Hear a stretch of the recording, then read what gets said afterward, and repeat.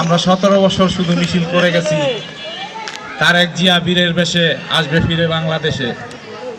তাহলে আমরা এই যুবদল তারেক জিয়া আসতেছে 25 তারিখে, আমরা চাই এই যুবদল 17 বছর এই রূপগঞ্জ থানাকে প্রোডাকশন দিয়ে আসছে, সামনেও ইনশাল্লাহ 25 তারিখও আমরা দেখিয়ে দিতে চাই এই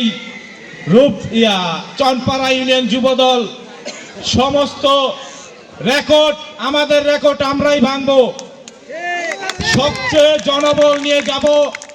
যদি আমি রূপগঞ্জ থানা ভারপ্রাপ্ত আহ্বায়কের কাছে একটা আবেদন রাখছি, যদি আবেদনটা রাখেন তাহলে ইনশাল্লাহ আমরা দেখিয়ে দেব যে আমাদের রেকর্ড আমরাই ভাঙছি।